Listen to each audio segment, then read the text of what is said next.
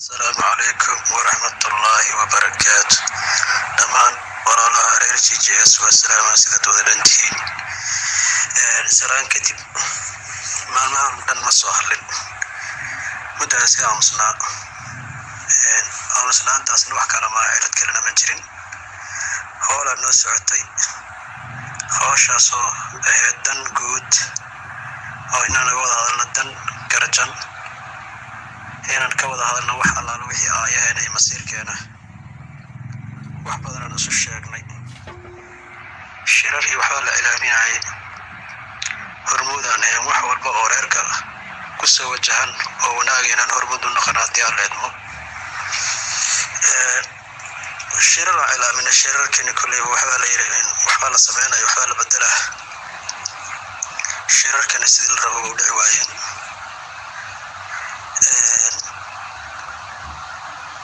codad badan aan soo dhageystay kulli ma laga wada jawaabi karo laakiin haddii aan leedmo asbaabtii shirkaas fashilka ku keentay aan rabaa laba qodob inaan wax yar ka taataabto oo keliya waxaa la yidhi sideedaba nima wanaaggiisa aad rabto oo xumaantaada rab ma wanaaji kartid sababtoo waxaa waaye qolkan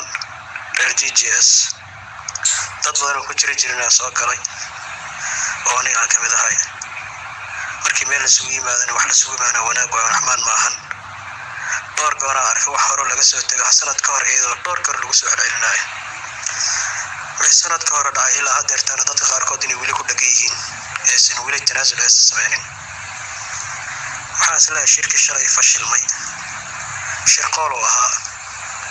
shirqoolkaasoo loogu talagalay reeraha beelaha wada dhashay ee garjaan beel ka mid ah laakiin sidii loo dhigay ilaahay uma dhigin waxbaa ka bedelmay haddii cudurdaar loo sameyn lahaa iyo haddii kaleba sadar muuqdo su-aal waa ka dhan yahay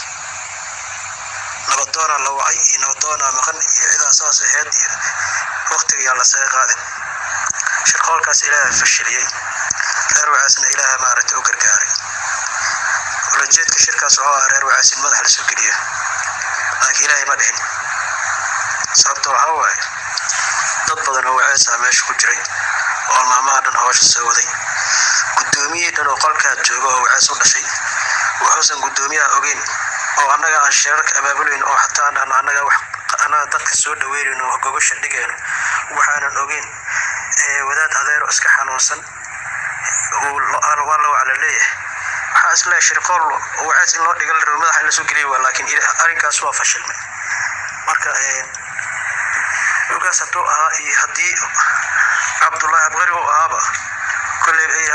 ciddii barnaamijkaas ka dambeysaba hawshaas kolleyba ka fiirshay u baahan tahay annagana kolleyba un wanaagii iyo walaaltinimadii iyo wixii aan raadinayn iyo waxa meesha yaalo inay islahayn cid walbaa u jeeda marka waxaa boorasuqaris iyo hebel difaac iyo ninka ugaaska saas wax ma yeelin iyo maahan hawshaan wax qarsoon meesha ma yaalo dadka walaalka ee masiirkooda iyo arrimahooda la faragashtay dhowr goorna la faragashanayoon aragnay hal iyo labana maahane saan in wax laga bedelo sidii layskula shaqeyn karo walaaltinimo layskula joogi kara saan maahane dhaqankan dhaqan wax ka bedelan inta la raadiyo